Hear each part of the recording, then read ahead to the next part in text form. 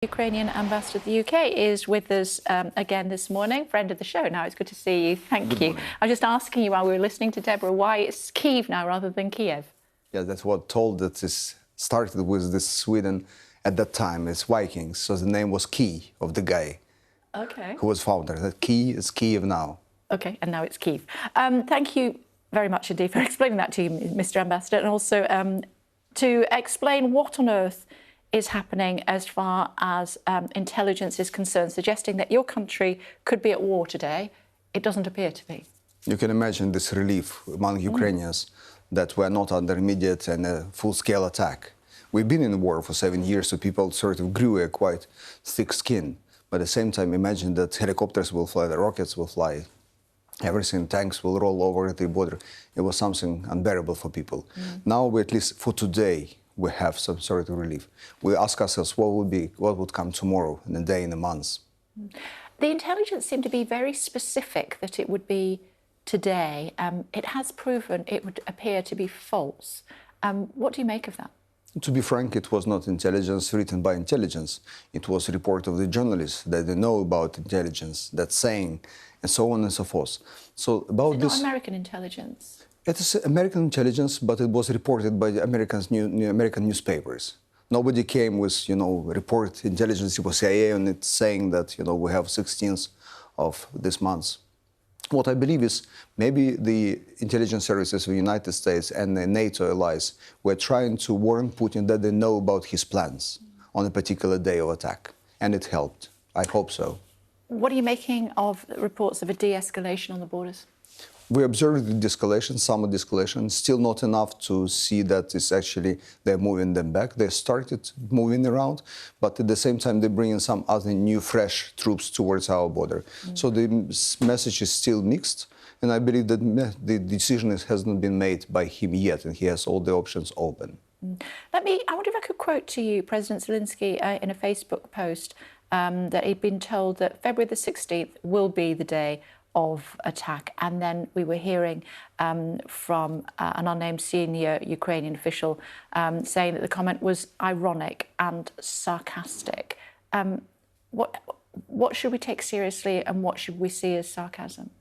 I believe it was sarcastic because President Zelensky was telling for quite a while that our intelligence is not confirming immediate threat and imminent attack on us.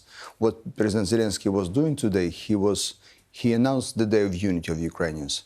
So Ukrainians were coming, by the way, even here in London, they're coming united to show that we are not threatened. We will do whatever we planned for ourselves, meaning at this particular time our geopolitical choice, which is West democratic choice. Now, I've been a bit confused about what you've been saying about joining NATO. Of course, NATO ministers meeting, NATO representatives meeting in Brussels at the moment. You've made a few, I think it's fair to say, I'm sure you'll clarify for us, conflicting comments in recent days about Ukraine and NATO. You said Ukraine would consider backing down on NATO to prevent a war. Then you said it wouldn't. So what, just to clarify that. It was very not very clear message on my side when the journalists asked them. I never stated... It's always the journalist's fault. That's what I find. Blame the journalists. That's easier. I agree with you. But, this particular case, there was statement, not mine, but journalists who asked me, what would you contemplate? What Ukrainian government is contemplating to considering dropping this? And instead tell him, no, we are not considering, which is true. We are not. We have it in the Constitution, and so on and so forth. Yeah, I tried to explain to him why we are doing it, why we are so stubborn, because that's the questions I receive each and every day from, even here, from people. Why are you so stubborn as Ukrainians? Why wouldn't you listen to Putin, and so on and so forth? My explanation is, first, it's official, it's our constitution, it's our made deal so many years ago.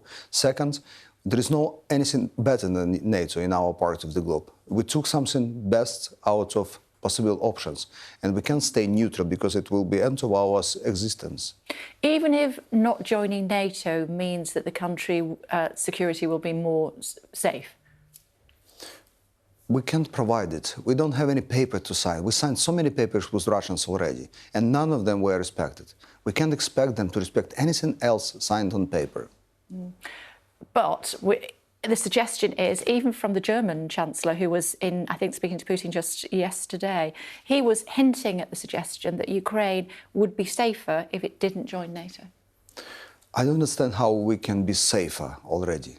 because your NATO friends and allies will always have your back, but if you join, then it's seen as a further incursion towards Russia, as far as Putin is concerned. I'm just putting his point of view to you. Frankly speaking, Ukrainians are watching how NATO is reinforcing their own borders. And you know, when you under the threat of attack, and you're asking who's coming to help, and everybody's telling you openly, yeah, we're coming, but not to you. We're coming to defend our own borders if you collapse, if you die. We want to be on our own borders. So Ukrainians don't understand how NATO, being outside of NATO, can be helpful. Knowing that you are already under the umbrella, this is something. But staying next under the rain, staying next to umbrella is not actually helping. I like that analogy. Are we closer or further away from war today than we were yesterday? I do believe that we are close. At least we had the psychological barrier is over. We understand that actually war is not imminent. It was said, we can overcome it. We can come to some peaceful solution. And this is compromise, but it's not in the NATO. That's what I discussed with journalists. It was one big sentence, but compromise is in the Minsk agreement, so-called, which our people are negotiating with Russia directly. It's not like West only working for us and helping us, and we're just sitting and waiting until the resolution. No, we're doing our part. The compromise is not easy in Minsk agreements and not in NATO. What do you want Putin to do, apart from move his troops away, obviously? Oh, frankly, yeah, we want him to get back to whatever he was. And we actually, by the way, we can start again trading, we can start again flying to each other, we can start doing things. The psychological drama, the trauma which has been brought by him, and so many lives already lost, will have to long time to heal. But we're neighbors, we live in this part of the globe. Nothing we can do with our neighbor. But you're more relieved this morning than you were yesterday morning. I'm optimistic. At the same time, I'm a realist, I'm a diplomat. I understand that this can be also games. We will, get relaxed, and tomorrow the attack will come. So we have all the options open. Our people on the border, they are preparing for the war as well. Okay. Thank you, Mr. Ambassador. Thank you. Great to see you. Thank you.